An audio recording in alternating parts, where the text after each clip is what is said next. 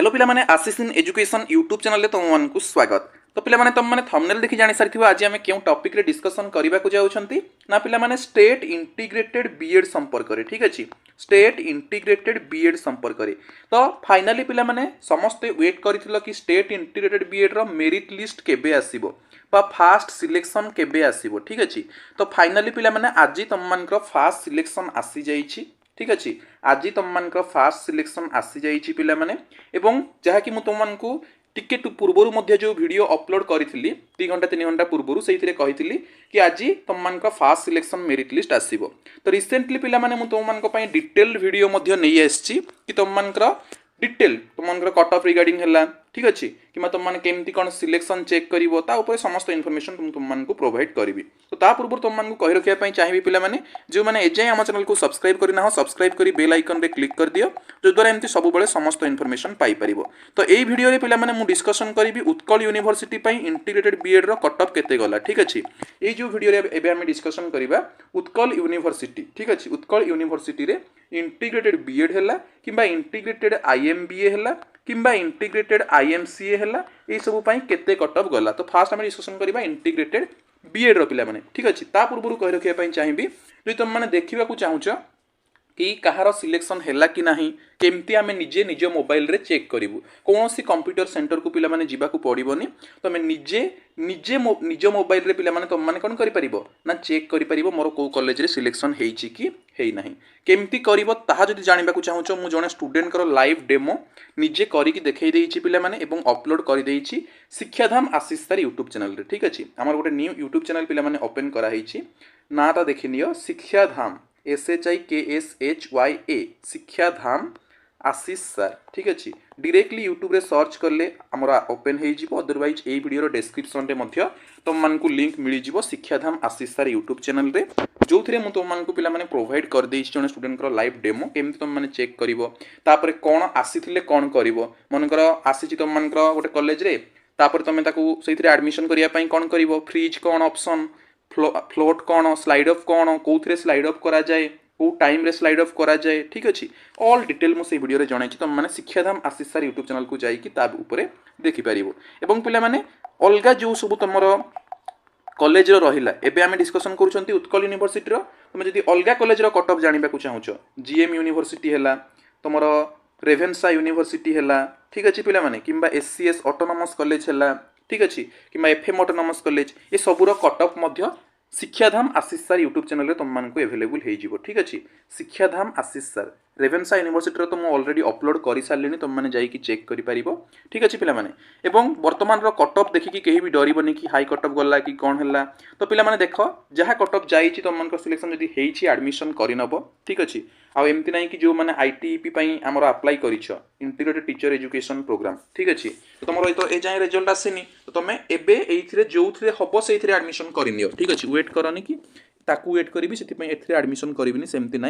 तो एडमिशन करनियर अर्थ कौन, जदि तुम चाहूबा कॉलेज तुम पाई जाइछ तामाने तुम प्रथम प्रिफरेन्स कॉलेज जदि तुम पाई जाइछ ताहले एडमिशन कर। अदरवाइज 2 3 4 5 एमती पछआड़े पाइछ ताहले कौन करिवो ना स्लाइड अप करिवो पिला माने। स्लाइड अप करले तुम 4टा सिलेक्शन जेहेतु अच्छी fast selection, second selection, third selection, fourth selection, तो आहरी मासे तुम मान लेट हो फोर्थ सिलेक्शन बेलू जेपर्यंत फास्ट प्रिफरेन्स पाइन एडमिशन करिवो नाही। ठीक अच्छे, तो तुम कौन कर स्लाइड अप कर कौन केमती कर से वीडियो रे मुझे जनई शिक्षाधाम यूट्यूब चैनल रे तुम मैंने से सब देखिपर एवं अलग कॉलेज कट ऑफ देखिपर। ता सहित जो मैंने नेक्स्ट ईयर प्रिपेयर होगा चाहूच ITEP पिला माने जदि कहार न भी होउछि इंटीग्रेटेड बीडी एथिरे तुम माने हमर नॉर्मल +3 करबा को चाहूच बिकॉज +3 भी बहुत सारा कट ऑफ जाए। तो जदि तुम +3 भी न होउछि कि इंटीग्रेटेड बीडी भी न होउछि गोटे भल कॉलेज रे नॉर्मल गोटे कॉलेज रे तुम जदि +3 भी हो जाउछि तुम आइदर +3 एडमिशन कर देई कि 1 ईयर रो प्रिपरेशन करि परिबो NCET ITEP पई। ठीक अछि, NCET ITEP पई बिकज पिला माने आसंता वर्ष 16टी कॉलेज रे ओडिसा रे NCET ITEP खोलिबा को जाउछि। ठीक अछि, एबे तो 2टा कॉलेज रे अछि, एई वर्ष आउ 2-4टा मध्ये ऐड हेइ जिवो जोटा कि तुम मान बीजेपी कॉलेज आड हबार चांसेस अच्छी, राजधानी कॉलेज आड हबार चांसेस तो कहबी 90% आड हबार चांसेस अच्छी, ठीक अच्छे, बिकज तार डिटेल प्रूफ भी आसला, ठीक अच्छे। तो यही वर्ष जो 4-5टा कॉलेज रे गला, आसंता वर्ष 16टी कॉलेज रे तुम मान आईटीपी आसीबो। तो जो मैंने प्रिपेरेसन होगा चाहूँ आइदर गोटे +3 एडमिशन करके प्रिपेयर हो पार, अदरवाइज कौन ना डायरेक्टली तुम मैंने 1 ईयर ड्रॉप नहीं कि प्रिपेयर हो पार। आम आशीष इन एजुकेशन एप्लिकेशन तुम मानक कोचिंग प्रोवाइड कराऊँच, आशीष इन एजुकेशन आप पिला माने आशीष इन एजुकेशन आप गूगल प्ले स्टोर रे अवेलेबल अच्छी एप्लिकेशन, अदरवाइज ये वीडियो डिस्क्रिप्शन में आप्र लिंक मिल जाव, तुम मैंने डाउनलोड कर। तो आम याडू सियाडू कथबार्ता हेले बर्तमान आम मेन टॉपिक को आमर आसवा आज वीडियो जो टॉपिक रे ये सब न कहले तुम मैंने डिटेल जानीपर से मुझे जिन कहीदेली, तो तुम मैंने भावुव कि ना टॉपिक कुआड़े टॉपिक आमर अलग आड़े चलला। तो मेन टॉपिक को आम आसवा उत्कल यूनिवर्सिटी कटअफ को, ठीक अच्छे।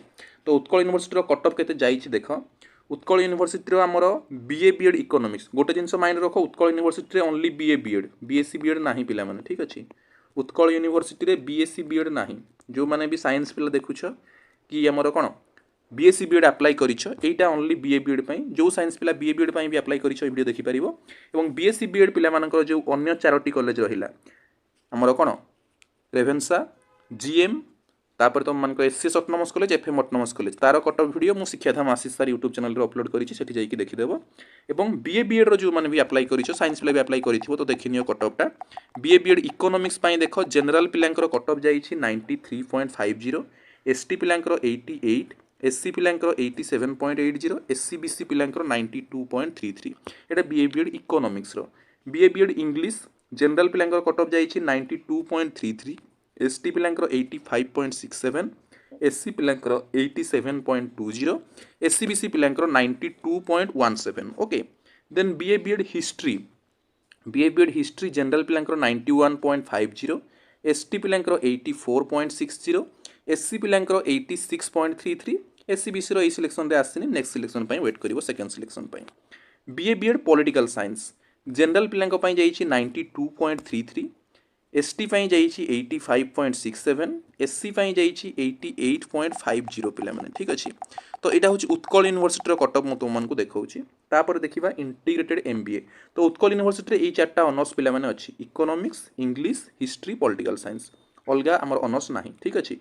इंग्लिश अछि, देन हिस्ट्री अछि, इकोनॉमिक्स अच्छी, पॉलिटिकल साइंस अच्छी, ये 4टा ऑनर्स टोटाल तुम 50टा सीट पिला माने अच्छी, ठीक अच्छे। तो ये 50टा सीट पाई तुम मान कटअफ देखी नेल। एबे इंटीग्रेटेड एमबीए जोटा रोचे पिला माने, ठीक अच्छे, आईएमबीए आम जहाँ को कही था, इंटीग्रेटेड एमबीए बा आईएमबीए कही था, इंटीग्रेटेड एमसीए बा आईएमसीए कही था, एगुड़ाक आगु एंट्रांस होता बट एबे सब +2 मार्क बेसिस रे होउछि। इंटीग्रेटेड एमबीए टा जनरल पाई 84, एसटी पाई 56, एससी पाई 70, एससी बीसी पाई 78। इंटीग्रेटेड एमसीए टा जनरल पिलांक पाई 86.67, एसटी पाई 57.50, एससी पाई 71, एससी बीसी पाई 83.80 पिला माने, ठीक अच्छे। तो ये होची पिला माने उत्कल यूनिवर्सिटी रो कटअफ पिला माने, ये 6टा कोर्स ही उत्कल यूनिवर्सिटी रो होची। नॉर्मल +3 कोर्स होउनी कि तुमरो इंटीग्रेटेड बीएड रो साइंस रो मध्य होउनी, ओनली आर्ट्स ही होची, ठीक अच्छे। तो डिटेल जानि पारलो, एंड आई होप कि तुमको आमर कोन ठीक इनफॉरमेशन देई पारिथिबी। सो आज ये पुणी देखा आउ एक इनफॉरमेशन रे अन्य एक वीडियो रे, ठीक अच्छे। जदि किसी भी डाउट थाए कमेंट बॉक्स रे कमेंट करिवो, ता ऊपर वीडियो नहीं कि आसीबा तुम डाउट क्लियर करिवा। Okay, thank you.